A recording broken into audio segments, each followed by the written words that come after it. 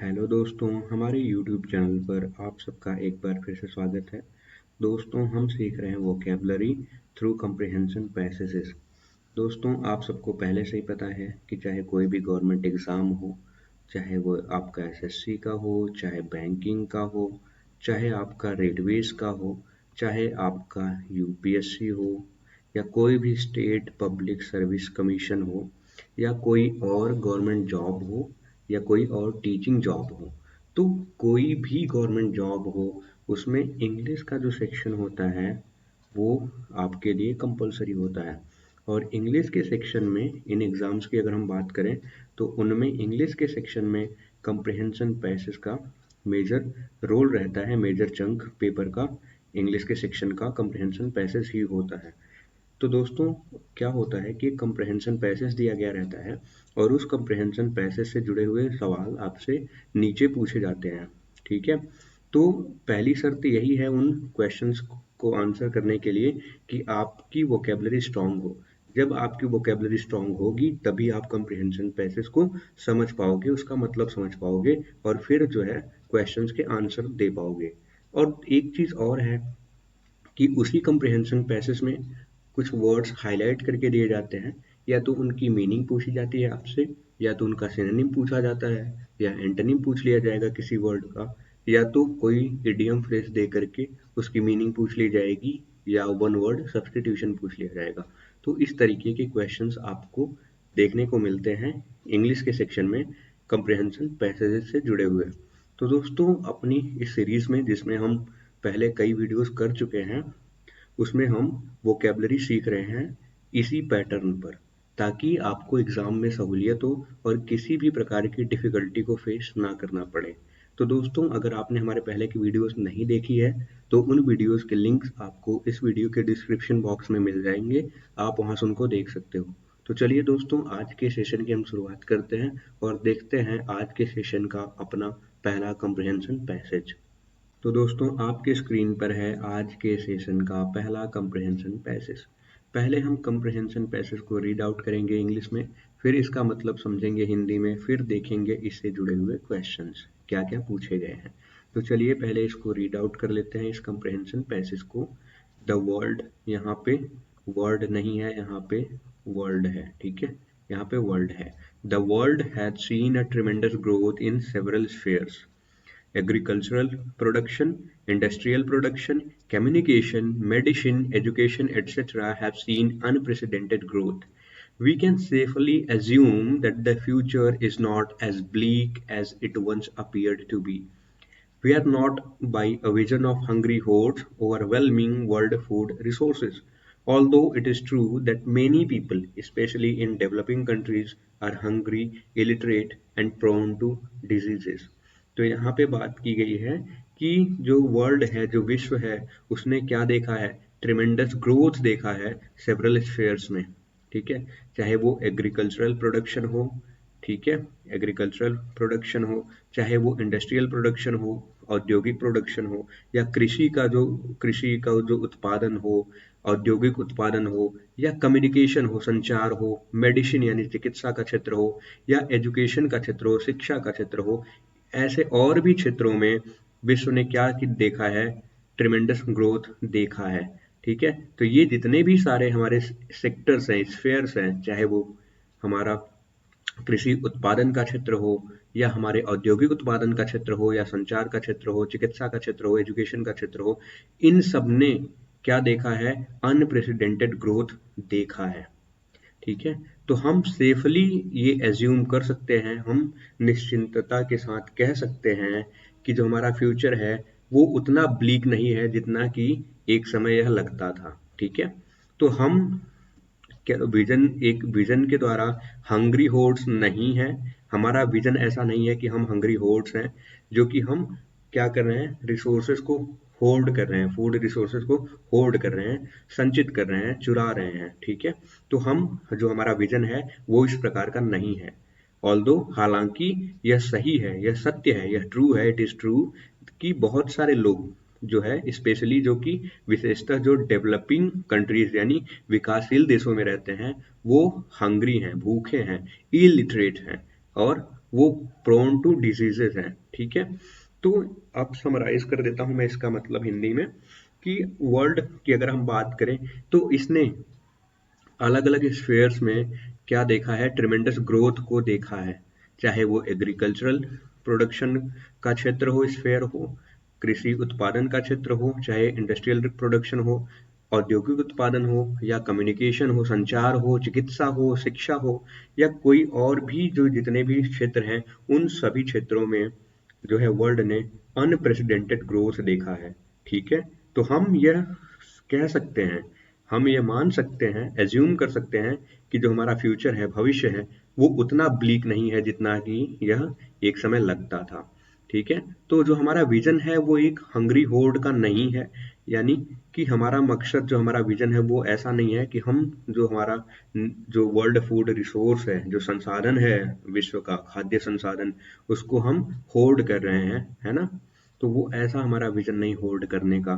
But हालांकि ये true है, यह सत्य है कि बहुत सारे लोग जो कि स्पेशली जो विशेषतः विकासशील देशों में रहते हैं वो हंग्री हैं, भूखे हैं, इलिटरेट हैं और प्रोन टू डिजीजेज हैं, ठीक है। तो ये रही समरी हमारे कंप्रिहेंशन पैसेज की।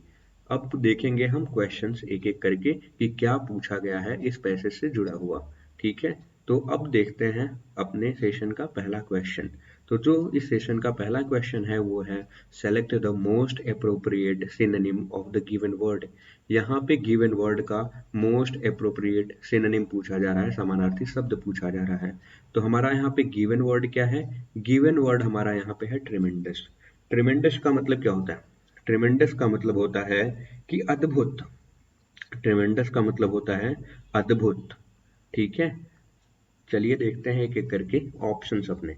ऑप्शन वन जो हमारा स्मॉल, स्मॉल का मतलब क्या होता है, स्मॉल का मतलब आप सबको पता है कि स्मॉल का मतलब होता है छोटा, ठीक है। ऑप्शन जो टू हमारा स्लाइट, स्लाइट का मतलब क्या होता है, थोड़ा, थोड़ा सा, ठीक है। स्लाइट का मतलब होता है थोड़ा सा। ऑप्शन जो थ्री हमारा है टाइनी, टाइनी का मतलब होता है बिल्कुल सूक्ष्म, सूक्ष्म यानी नगण्य, ठीक है। ऑप्शन जो फोर है हमारा वो है इमेंस, इमेंस का मतलब क्या होता है, अपार, अपार या बहुत, ठीक है। तो यहाँ पे पूछा क्या गया है हमसे, पूछा गया है ट्रिमेंडस का सिनोनिम समानार्थी शब्द। ट्रिमेंडस का मतलब क्या होता है, अद्भुत, ठीक है, अद्भुत, जो कि अद्भुत है, अपार है, ठीक है। तो यहाँ पे आप देखो ऑप्शन फोर, ऑप्शन फोर का मतलब जो आपका इमेंस है उसका मतलब होता है अपार यानी बहुत, ठीक है। तो हम यहाँ पे ये कह सकते हैं कि जो ऑप्शन फोर इमेंस है वही हमारा मोस्ट अप्रोप्रिएट सिनोनिम है गिवन वर्ड ट्रिमेंडस का, ठीक है। तो हम यहाँ पे ऑप्शन फोर को करेक्ट मार्क करेंगे। चलिए दोस्तों आगे चलते हैं और देखते हैं अपना अगला क्वेश्चन।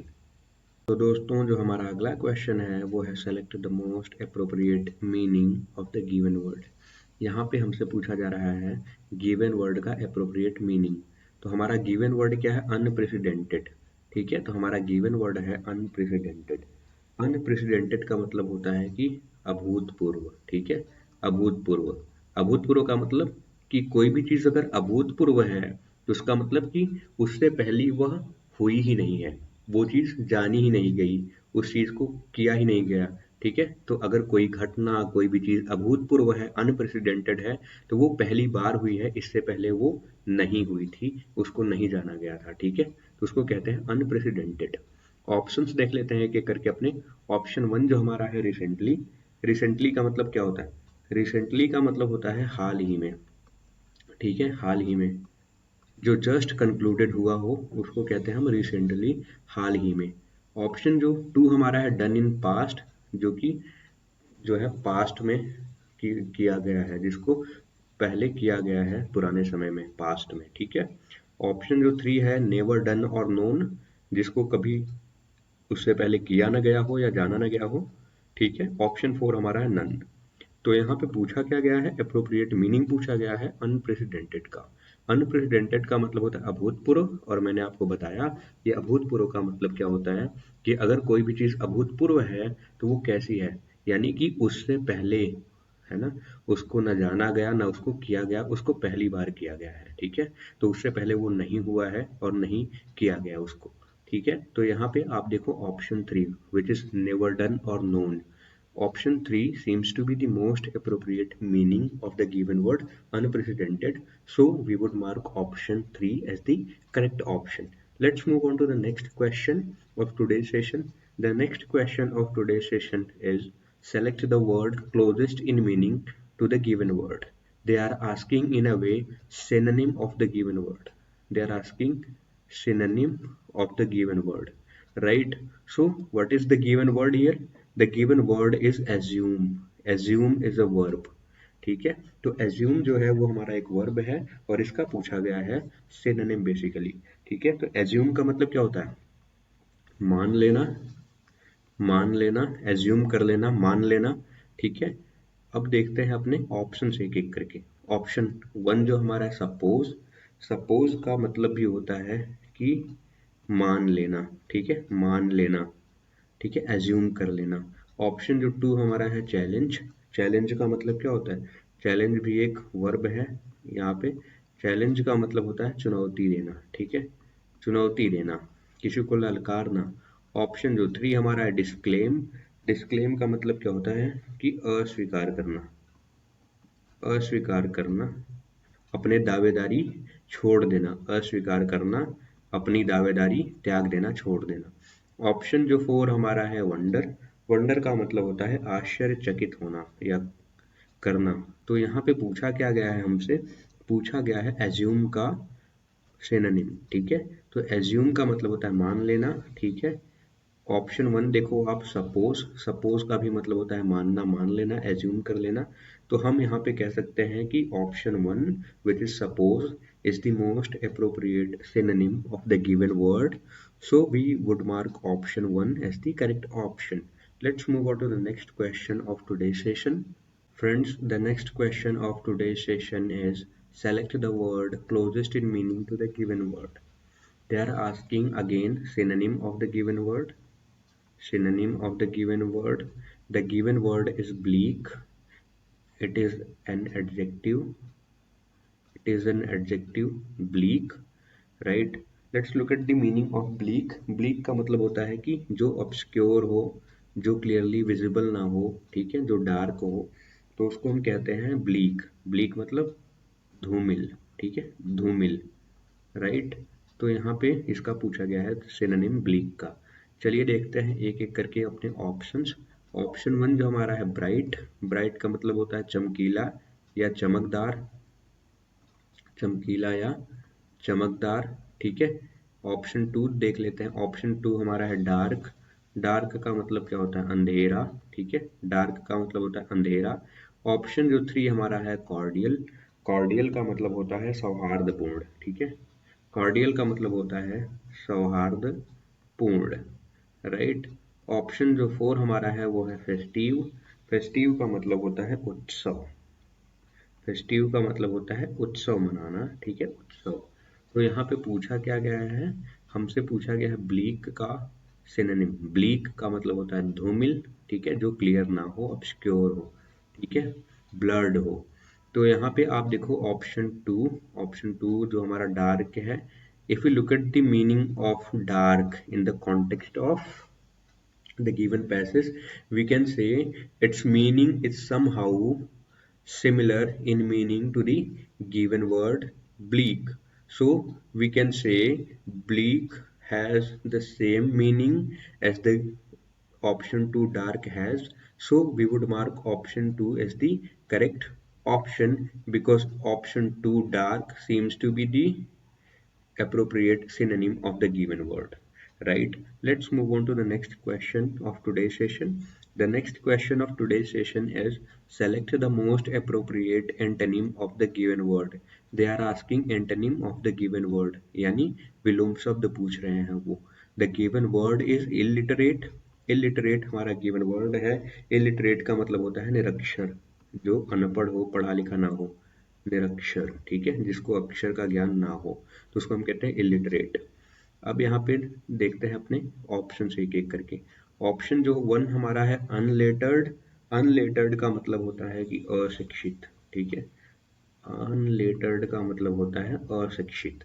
ऑप्शन 2 जो हमारा है अनएजुकेटेड, अनएजुकेटेड का भी मतलब होता है अशिक्षित, अनपढ़, ठीक है, अनपढ़। ऑप्शन जो 3 हमारा है इनलाइटेंड। इनलाइटेंड का मतलब होता है प्रबुद्ध। प्रबुद्ध जो बिल्कुल ज्ञानी हो, जो प्रबुद्ध हो। ऑप्शन जो 4 हमारा है इग्नोरेंट। इग्नोरेंट का मतलब क्या होता है? अज्ञानी। इग्नोरेंट का मतलब होता है अज्ञानी या अनजान। ठीक है, तो यहाँ पे पूछा क्या गया है? हमसे पूछा गया है इलिटरेट का एंटोनिम, निरक्षर का विलोम शब्द पूछा गया है। ठीक है, इलिटरेट का विलोम पूछा गया है, यहाँ पे विपरीत शब्द पूछा गया है। तो इलिटरेट का मतलब होता है निरक्षर। तो आप यहाँ पे देखो option 3 which is enlightened. Enlightened का मतलब होता है प्रबुद्ध। तो हम कह सकते हैं कि option 3 which is enlightened is the most appropriate antonym of the given word illiterate. So we would mark option 3 as the correct option. Let's move on to the next question of today's session. Friends, the next question of today's session is select the most appropriate synonym of the given word. They are asking synonym of the given word. The given word is prone. Right? Given word is prone. Prone का मतलब यहाँ पे क्या होता है?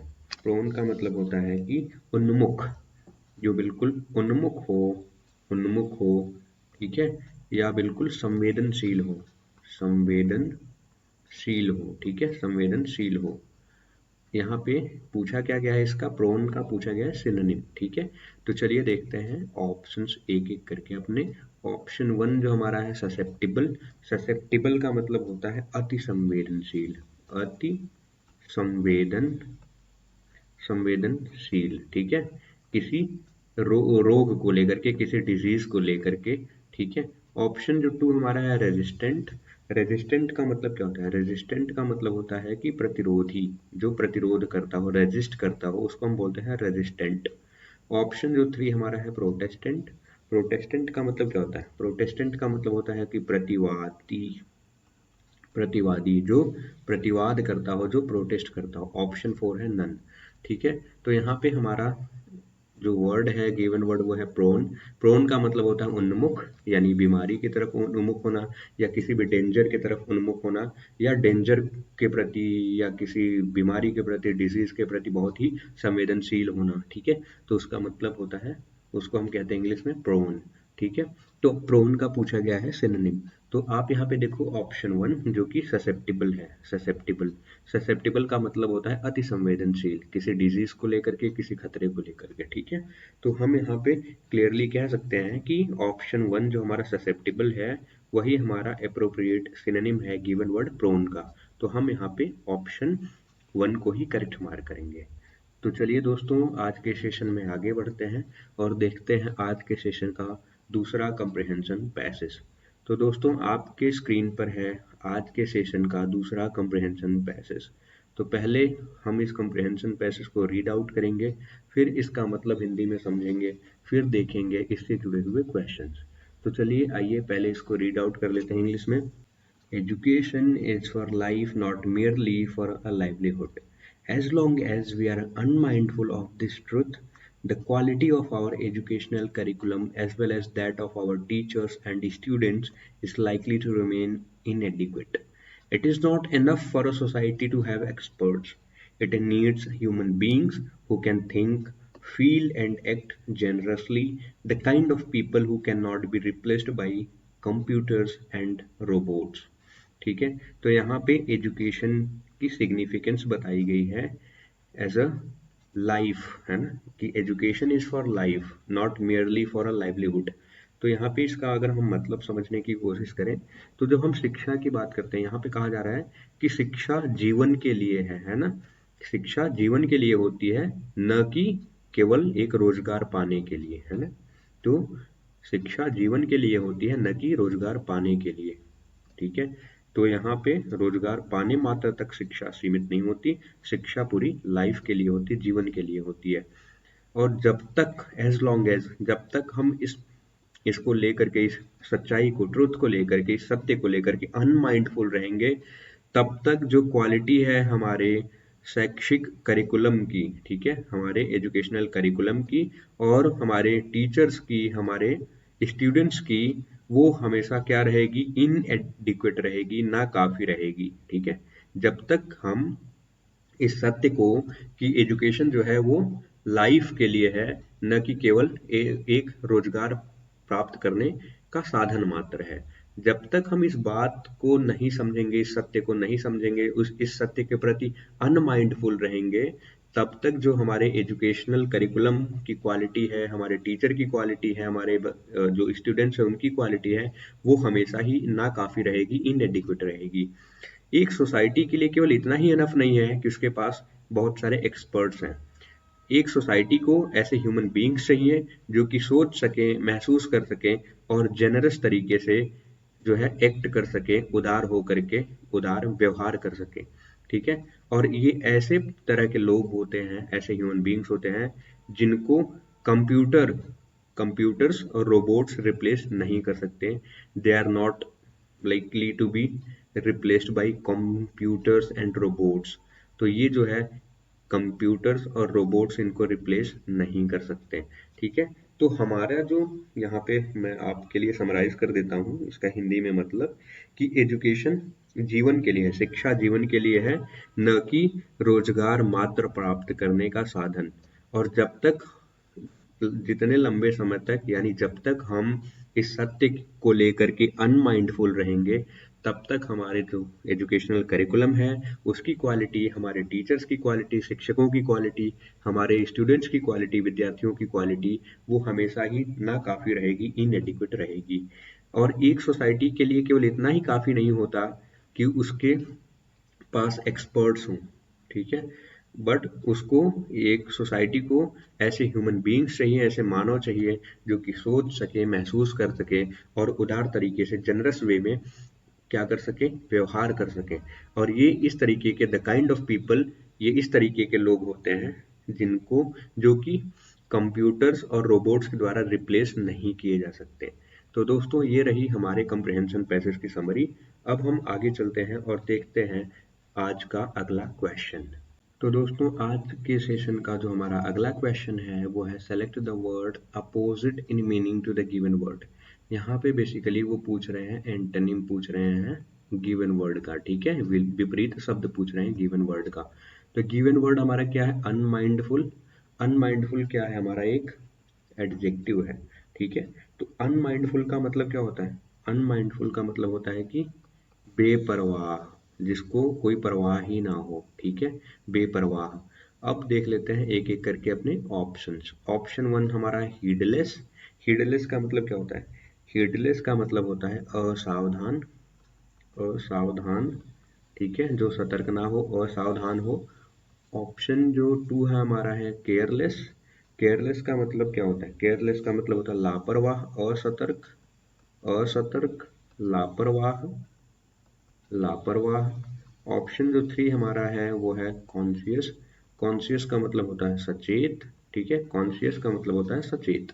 Option जो four हमारा है इन अटेंटिव। इन अटेंटिव का मतलब क्या होता है, इन अटेंटिव का मतलब होता है कि असावधान, लापरवाह। ठीक है। लापरवाह, लापरवाह, असावधान। तो यहाँ पे पूछा क्या गया है, अनमाइंडफुल का पूछा गया है एंटोनिम। अनमाइंडफुल का मतलब क्या होता है, बेपरवाह, जिसको कोई परवाह ही ना हो। ठीक है। और जो असावधान हो, असतर्क हो। तो यहाँ पे देखो आप ऑप्शन थ्री, ऑप्शन थ्री हमारा है कॉन्शियस। कॉन्शियस का मतलब होता है सचेत। ठीक है। तो हम यहाँ पे कह सकते हैं कि option three which is conscious is the appropriate antonym of the given word unmindful. So we would mark option 3 as the correct option. Let's move on to the next question of today's session. The next question of today's session is select the word opposite in meaning to the given word. Again they are asking antonym of the given word. Right, they are asking antonym of the given word. विपरीत शब्द पूछा जा रहा है given word का। तो given word क्या है हमारा, इनएडिक्वेट। इनएडिक्वेट का मतलब होता है अपर्याप्त। इनएडिक्वेट का मतलब क्या होता है, अपर्याप्त। ठीक है।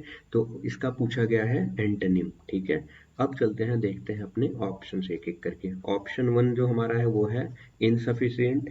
इनसफिशिएंट का मतलब क्या होता है कि जो नाकाफी हो, नाकाफी हो। ऑप्शन जो टू हमारा है वो है डिफिशिएंट। डिफिशिएंट का मतलब होता है कि कम या न्यून। ऑप्शन थ्री जो हमारा है स्कैंटी। स्कैंटी का मतलब होता है अल्प। अल्प जो थोड़ी मात्रा में हो, कम हो, अल्प। ठीक है।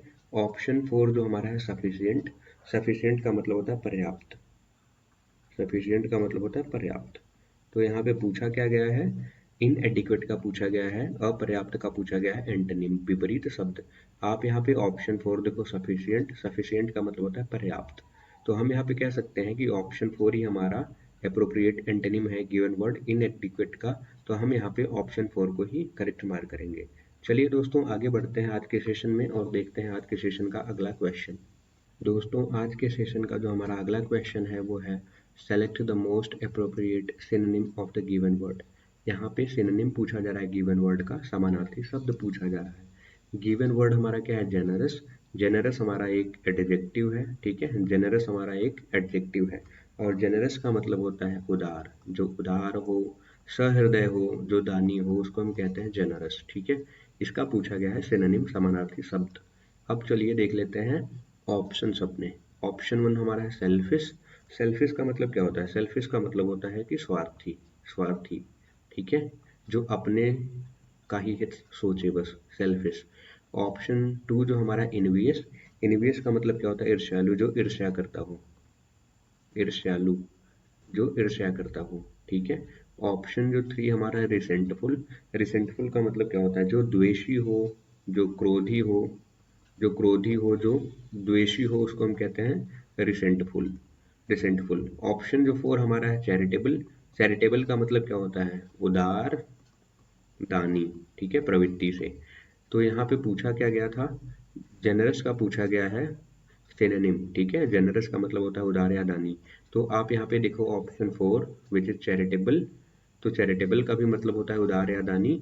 तो हम कह सकते हैं कि ऑप्शन 4 जो चैरिटेबल है वही हमारा अप्रोप्रिएट सिनोनिम है गिवन वर्ड जेनरस का। तो हम यहाँ पे ऑप्शन 4 को ही करेक्ट मार्क करेंगे। तो चलिए दोस्तों आगे चलते हैं और देखते हैं आज के सेशन का अगला क्वेश्चन। तो दोस्तों आज का जो अगला क्वेश्चन है वो है select the most appropriate synonym of the given word. Again synonym पूछा जा रहा है, समानार्थी शब्द पूछा जा रहा है गिवन वर्ड का। हमारा गिवन वर्ड क्या है, रिप्लेस। रिप्लेस एक वर्ब है और रिप्लेस का मतलब क्या होता है, रिप्लेस का मतलब होता है बदलना, बदलना या स्थान लेना, ठीक है, बदलना या स्थान लेना, स्थान लेना। तो ये हमारा रिप्लेस का मतलब है। तो हम देखते हैं अब ऑप्शंस एक एक करके अपने। ऑप्शन 1 जो हमारा रीपे। रीपे का मतलब क्या होता है, पुनः भुगतान करना, भुगतान करना, ठीक है, फिर से पे करना, पुनः भुगतान करना। ऑप्शन जो 2 हमारा है डिस्प्लेस। डिस्प्लेस का मतलब क्या होता है कि विस्थापित करना। डिस्प्लेस का मतलब होता है कि विस्थापित करना। ऑप्शन जो 3 हमारा है वो है रिमूव। रिमूव का मतलब क्या होता है, रिमूव का मतलब होता है हटाना या हटा देना, ठीक है, रिमूव का मतलब होता है हटाना। ऑप्शन जो 4 हमारा है टेक। टेक का मतलब होता है लेना, ठीक है। तो यहाँ पे पूछा क्या गया है हमसे, पूछा गया है रिप्लेस का सिनोनिम समानार्थी शब्द, ठीक है। तो यहाँ पे आप देखो ऑप्शन 2। ऑप्शन 2 का मतलब जो हमारा है विस्थापित करना, ऑप्शन 2 है डिस्प्लेस, इसका मतलब है विस्थापित करना। अगर हम मतलब देखें रिप्लेस का, रिप्लेस का मतलब होता है बदलना, यानी कि कोई चीज़ है ना, जैसे ए है, आपने कोई वस्तु खरीद के लाई ए मार्केट से, ठीक है, आपको ये पसंद नहीं आई या इसमें कुछ डिफेक्ट निकल गया, तो आप इसको क्या कराना चाह रहे हो, रिप्लेस कराना चाह रहे हो, यानी इसकी जगह पे दूसरी चीज लाना चाह रहे हो, बी लाना चाह रहे हो, ठीक है। तो इसको हम कहेंगे रिप्लेस करना या बदलना, यानी एक चीज को हटा करके दूसरी चीज उसकी जगह पर ले आना, ठीक है, उसको कहते हैं रिप्लेस करना। तो आप यहाँ पे देखो ऑप्शन 2 डिस्प्लेस। डिस्प्लेस का मतलब होता है विस्थापित करना। तो विस्थापित करने का भी मतलब यही होता है ना। तो यहाँ पे हम ये कह सकते हैं कि ऑप्शन जो 2 हमारा displace, it is somehow appropriate synonym of the given word replace. So we would mark option 2 displace as the correct option. So friends, that's it for today's session. Please like our videos, share them with your friends, relatives, so that they can also be benefited from our videos. If you haven't subscribed to our YouTube channel, you should do so as soon as possible. Immediately you should do so, because that would help you to get updated about our upcoming videos, right? So you need to subscribe to our YouTube channel. Thanks for watching the video. We will meet again in the next video. Till then, bye bye, take care, have a good day ahead. Thank you so much.